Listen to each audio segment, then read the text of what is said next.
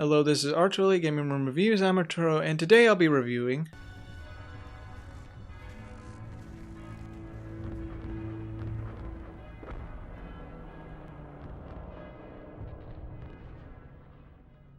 back then I was just into Medal of Honor. That was the only first-person shooter game I, was used to until my uncle's friend brought over Finest Hour.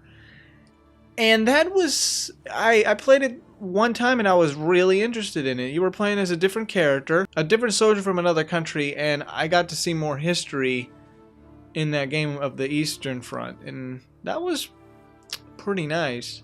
This was also the time I was getting into even more of the historical side of World War II. Now, I've looked at the ratings. It wasn't the best. It had a few issues with at least some graphic or color or shadow whatsoever. I don't really count graphics, I really just count the gameplay.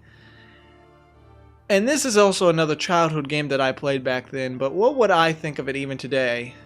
Well, today I'll be reviewing the first Call of Duty to be made for consoles, because before it was made into PC. And I think this may be the same people that made Medal of Honor, so let's go. Death to the German invaders!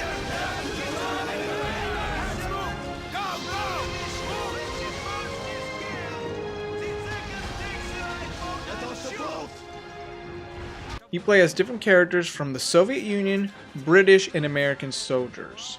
Both have their backstories and are interesting.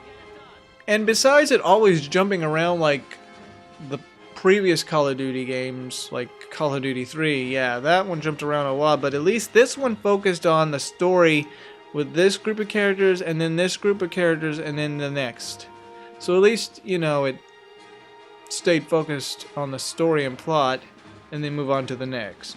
Now, when it comes to the gameplay, it's kind of slowish. Like when you move the character in general, you kind of walk slow. But when you fire your gun, it feels like it's a real life type gun. It just, when you shoot it, really feels like it's dragging your hand up, and you have to force yourself to drag it back down while you're opening fire. The one problem with this game, the higher you get, the harder the levels are. I don't mind challenge, but even on easy, it was really challenging. At points it's almost unbeatable, but you just have to try your best to make it through. You can, it'll take you a while. Another thing that was pretty annoying is if you die, it's kind of like Medal of Honor, but in general, like you die, you have to start all over again. Unless you get further into the mission, then it may save you in a checkpoint, but you don't even know when you get the checkpoint, I don't think. Now, like I said, I don't really count graphics as an issue, but for its time, it really was pretty good. Even the models were nice. And the music really good. I think it's, made by the same guy that made Medal of Honor. But really great music in this game. It feels just like a World War II game. And this game is just action-packed. This isn't your typical Medal of Honor game where you're on a mission alone. No, you have comrades fighting alongside you. And overall, it is fun. And going through the whole history of the war and piloting a tank, and, it's fun. For the menu, it offers you some behind the scenes, and then there's the multiplayer. However, the online is now taken down. You can't play it anymore. But I did play it, and I thought it was pretty fun, but no, I don't think you can play it anymore. And piloting the tank is also pretty easy. They gave you actually like 3 options. You could look through the tank in first-person view, or third, or even come up on top and fire your gun on top of the tank if you want to do that. I will note, since I mentioned before on easy mode it was still hard, I never played it on normal or hard, so I bet you would be pretty angry if you were playing it on normal or hard. You might just break the remote. Dude, oh my god! As for the replay value, if you want to go back, you can actually go back and replay the missions again, which was a nice feature. I think my favorite missions at the time was the Eastern Front. I always liked the beginning one. That one was exciting. And sometimes I think some maps were probably better than others. I mean, in general, I really don't have a lot of issues with the map designs. But like I said, maybe the one issue I would have with this game is maybe the fact that it's a little too hard for its own good. I mean, even if you play it on easy, you know, it's still hard. It doesn't matter what mode you play it on. I mean, maybe easy will give you more of an advantage to get through the levels quicker, but I just... If you want even a longer challenge and make this game last longer, then... well, play it on normal or hard. Though after you beat it, there's really nothing else after that.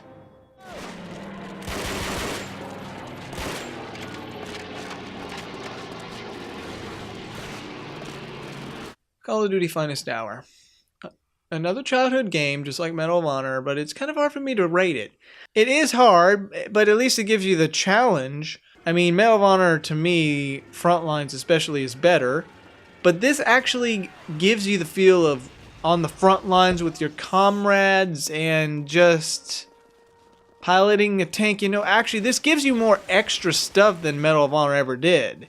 Like, you can't pilot a tank in Medal of Honor. And I think it would probably... I think it would get a 7.5 out of 10. It is good and leading up to great, because it does offer you a lot of stuff in a World War II game that Medal of Honor did not. So, you know, it's actually pretty good and a classic game. Not everybody liked it because of maybe the flaws or issues. Some gave it 5, some gave it 6. Other than that, you will have fun with this game, but you know, like every other game, like Medal of Honor, when you beat it, you're done. But it depends on if it's really great. Medal of Honor Frontline was really great.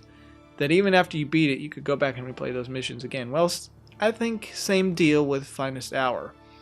I was conflicted at first to give it a 6.5, but now when I think about it, a lot of features they give you here, and the historical stuff.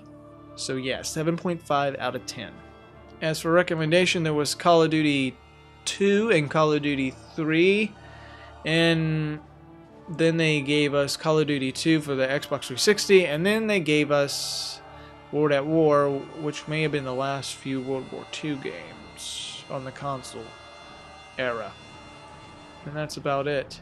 Well, this is Arturelia Gaming Room Reviews, signing off.